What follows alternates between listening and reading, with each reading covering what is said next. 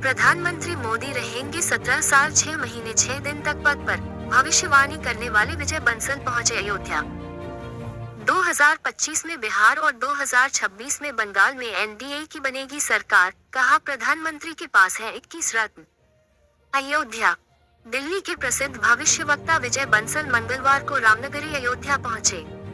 अयोध्या पहुंचने पर एयरपोर्ट पर कार्यकर्ताओं ने स्वागत किया। उन्होंने सरयू माता की आरती के बाद रामलला व हनुमानगढ़ी में दर्शन पूजन किया। दिल्ली में हुए ब्लास्ट की घोर निंदा करते हुए उन्होंने कहा, इसका बदला जरूर लिया जाएगा। उन्होंने 2014 में ही प्रधानमंत्री नरेंद्र मोदी को लेकर बड़ी भविष्यवाणी थी। विजय बंसल ने कहा कि वे 3 मार्च 2014 से प्रधानमंत्री मोदी को लेकर भविष्यवाणियां कर रहे हैं और उनकी सभी भविष्यवाणियां अब तक 100% सही साबित हुई हैं।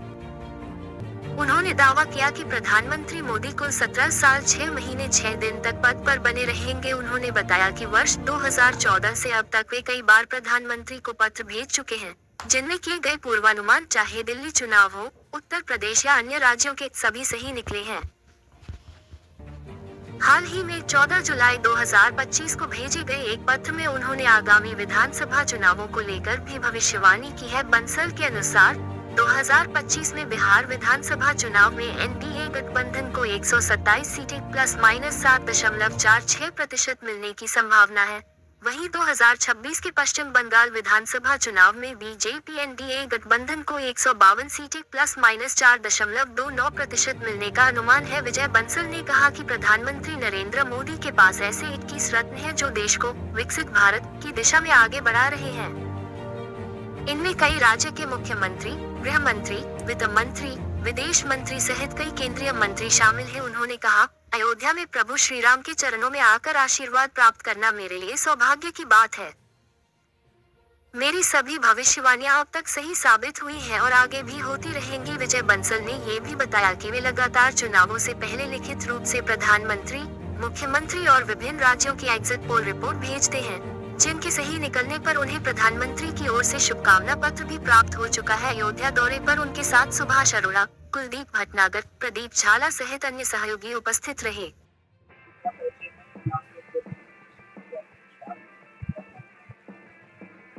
देखिए, सबसे पहले तो मैं अयोध्या सरयू मैया की आरती की, उसको अयोध्या वासियों को, राम मंदिर को प्रणाम करता हूँ।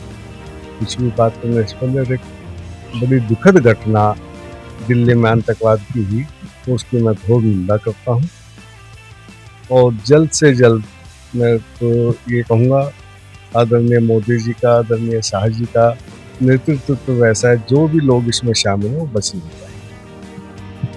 जो प्रियजन, बंधु, हमारे देश के बच्चे बच्चियाँ जो भी उसमें घायल हुए, उनको सहानुभूति प्रकट करता हूँ और जो निधन हो गया है उनके लिए मैं दुख प्रकट करता हूँ।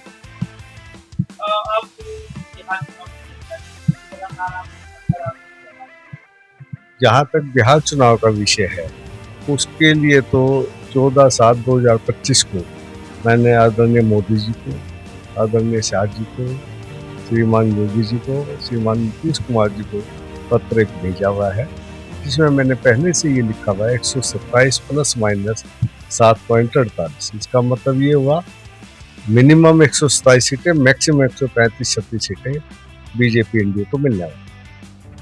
और लोग करोड़ों रुपया एग्जिट पोल खर्च करते, मैं एग्जिट पोल सुन रहा था आज, तो मैंने देखा इसके लगभग ही आंकड़े आ रहे हैं जो मैंने 6 महीने पहले लिखे। हाँ, दिल्ली को लेके मैंने जो 48 सीटों के लिए मैंने बोला था, लगभग वही सीटें आई थी और साथ में ये लिखा था, अब की बार मुख्यमंत्री महिला हूँ, जो कि आपके सामने है। दिल्ली में मुख्यमंत्री महिला है और शायद 48 सीटें हैं उनके सामने।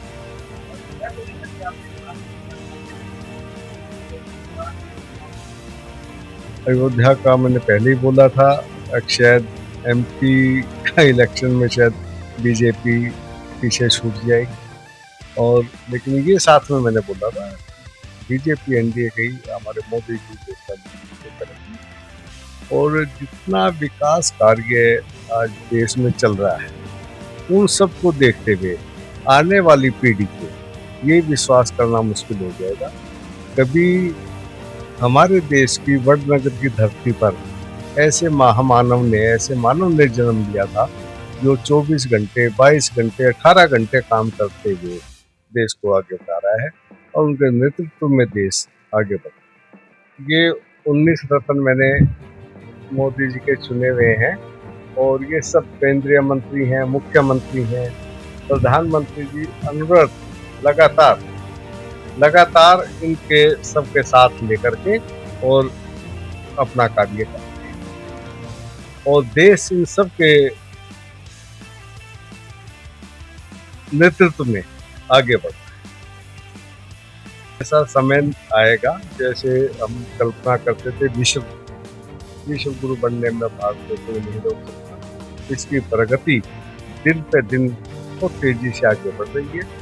एक और मैं बात बता दूं, हिंदुस्तान का सदियों से एक ही ध्येय रहा है, वो कभी विश्व गुरु बनने में विश्वास करता है।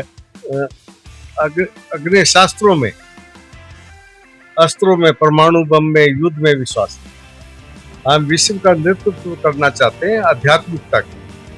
अभी आपको देखने को मिलेगा कुछ ही सालों में उत्तराखंड भारत की ऐसी आध्यात्मिक राजधानी बनने जा रही है जहां लोग जाके अपने विवाह शादी तक संपन्न कराएंगे। ऐसी आध्यात्मिकता की धारा वहां पे